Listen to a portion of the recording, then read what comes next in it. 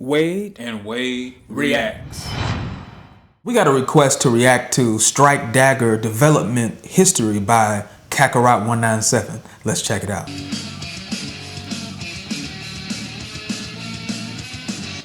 In theory, it took 5 Mobius mobile armors to take out a single Jin. But as bad as this sounds, the reality was much worse. In response, the Alliance began their own mobile suit program, giving birth to the 5 so-called G weapons. But before they could be deployed in combat, 4 were captured by Zaft, leaving only the Strike Gundam in their possession. As a result, this machine became the basis for their own mass production mobile suit, the Strike Dagger. Due to wartime demand, this machine was a greatly simplified version of the Strike, omitting several key features. For starters, it lacked phase shift armor, making it much more vulnerable to ballistic weapons. On the other hand, this also made it so that the Dagger had a much longer operational time. It also didn't have the ability to equip striker packs, making it less versatile, although it could be equipped with a parachute pack for drop operations. Ironically, despite being called the Dagger, the unit didn't have the Strike's Armor Schneider combat knives. Instead, it was equipped with a single beam saber. Another cost-saving measure was only having one 75mm Eagle-Stellung Seawiz instead of the Strike's 2. As for ranged weaponry, the powerful high-energy beam rifle was now replaced with the weaker M703 beam rifle.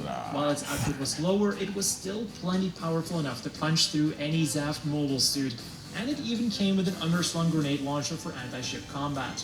So despite all of these cost-saving measures, the Strike Dagger was still a more than capable machine that easily outperformed the Jin. But in turn, it was outclassed by the later Guays and Orb's M1 Astray.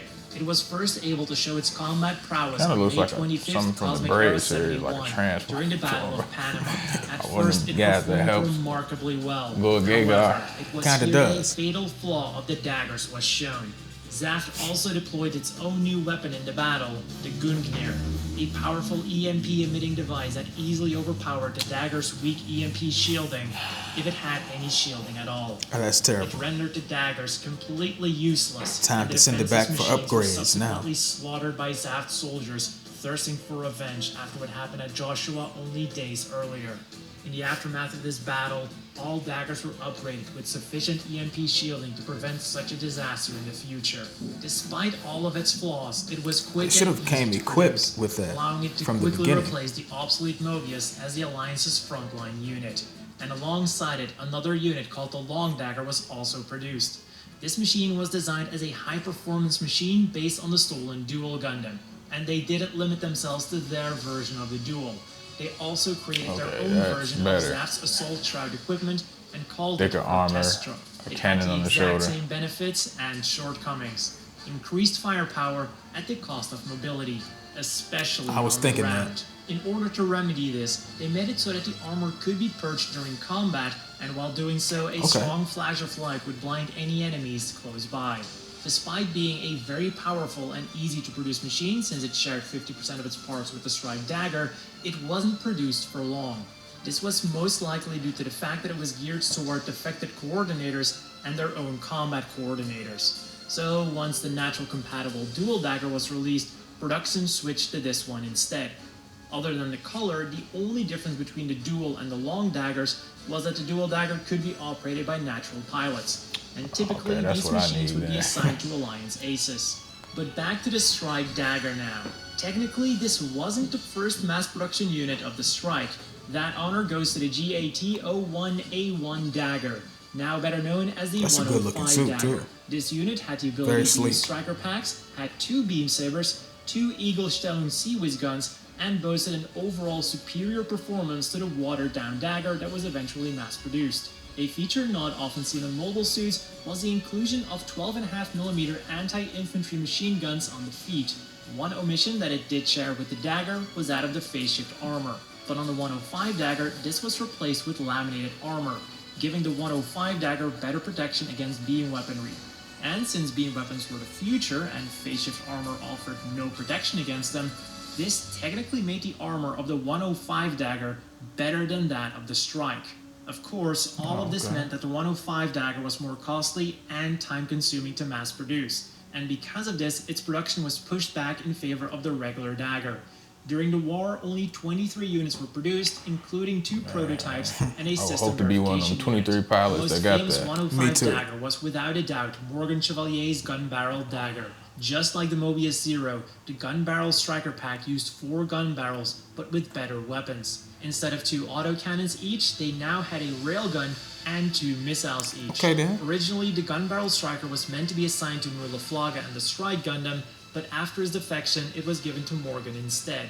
With its excellent performance and versatility, the 105 Dagger became the de facto blueprint for all Alliance mass production machines going forwards, and it would see a lot of variants too.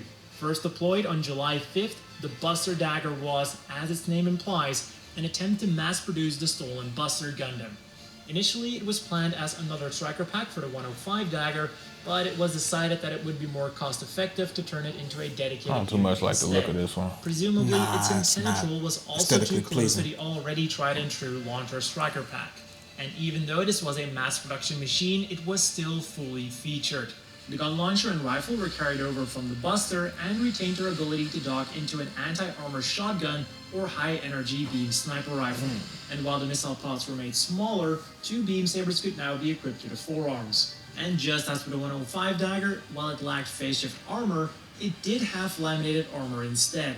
So again, an argument could be made that the Buster Dagger had certain advantages over the original Buster Gundam. The second variation of the 105 Dagger was the almost identical Slaughter Dagger. This dark painted dagger was used exclusively by the Alliance's 81st Independent Mobile Group, Phantom Pain, and those associated with them. Aside from the color scheme, the unit was Wonder if they lighter stole the and name had its for that. OS adjusted for higher Our performance. Metal Gear stole the It name. also had better equipment, That's a good such as question. a beam rifle instead of a machine gun, and a high-output version of the L Striker. This upgraded version allowed for independent atmospheric flight and gave it more mobility in space. The third 105 variant was also used exclusively by Phantom Pain, but this time for a more dark reason.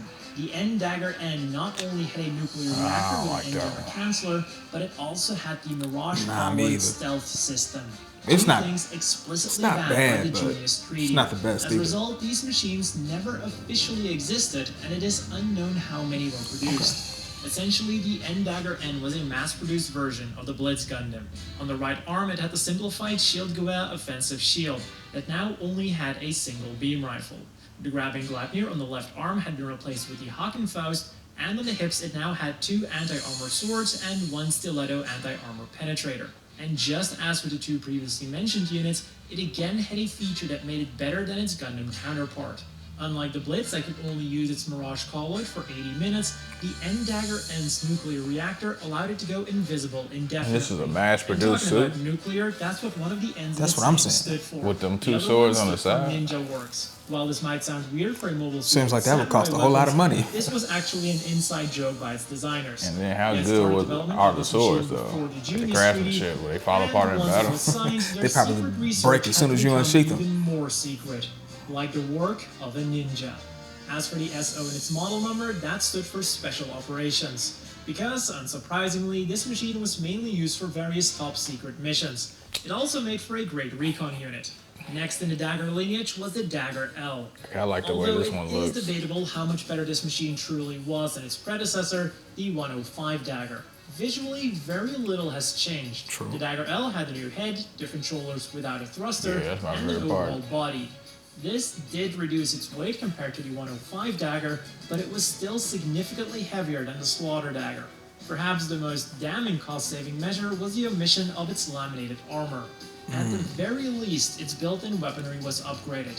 The 75mm Eagle Stellung Seawiz were replaced with 12.5mm Todesschrecken Seawiz, and while the caliber was lower, it did allow for a greater firing rate and more ammo storage. In addition to 2 beam sabers, it now also had 2 stiletto rocket-propelled anti-armor penetrators. These dagger-like weapons could be either handheld or thrown, and a well-placed hit could destroy an enemy mobile suit. For handheld weaponry, the Dagger L was most commonly issued with the new M703 beam carbine or the Mark 39 low recoil cannon. The carbine had a lower output, but a Can I higher have rate both? of fire than most beam rifles. The Dagger L was also compatible with all previous striker packs, but it was typically seen with the new Jet Striker or Doppelhorn striker packs. and given the large amount of units fielded immediately at the start of the Second Bloody Valentine War, combined with their performance, I wouldn't be surprised if many of these machines were overhauled strike daggers rather than brand new units. As such, it shouldn't come as a surprise to anyone that the 105 Dagger still saw action alongside these newer units. Throughout the Second Bloody Valentine War, the Dagger L would unfortunately be relegated to rear-line duty, subjugating rebels, and guarding bases. It's not really a bad job, for real. Not at all. L was used by Phantom Pain, but other than its pain job, it was identical to the regular Dagger L. Another variant was known as the Wild Dagger. As early as the First Bloody Valentine War, the Earth Alliance wanted a mobile suit that could effectively deal with Zav's Bakus and Lagos on uneven terrain. This marked the beginning of the Wild Dagger project. Okay, that explains the feat. Unfortunately, development was slow and expensive, and nothing came of it before the war ended. However, when Phantom Pain managed to capture the Gaia Gundam, the project was revived. The end result was a mix of the Gaia Gundam and the Dagger L mounted on the transformable X300 frame. And ironically enough, rather than designed to fight against Bakus and Lagos, it was now turned into an anti-insurgency mobile suit. Still, the Wild Dagger had more than enough weapons at its disposal to deal with any mobile suit threat. And of the 72 units ordered, 70 were eventually delivered. It's not bad. This then brings us to the final member of the Dagger family, the Windom. This machine was introduced near the outbreak of the Second Bloody Valentine War and quickly became the Alliance's frontline machine. Its mounted weapons were the same as the Dagger L, but its overall performance was drastically improved. It also featured new handheld equipment, the M9409L beam rifle and the A52 shield type. Yeah, I'm gonna pass on The this rifle one, was bro. more powerful than the Dagger beam carbine, and the shield had two sharp blades on the edge. There was something earlier in that video that I liked better. Yeah, I agree. This machine could be outfitted with striker packs, but would be almost exclusively seen with the multi-striker, jet, and double-horn striker packs. It was also compatible with the older striker packs, but due to the shape of its new shoulders, it couldn't mount the launcher and sword striker's shoulder options. Out of all of its striker packs, the multi-striker was especially infamous because it allowed the Windom to carry out a nuclear strike. While the performance of the Windom has often been depicted as lackluster, it was in fact a very formidable machine. This was especially shown by one customized Windom belonging to Phantom Pain ace pilot Neo Roanoke. While the only visual difference was Captain Roanoke's personal colors, the machine had been fine-tuned to its specifications and various limiters had been removed.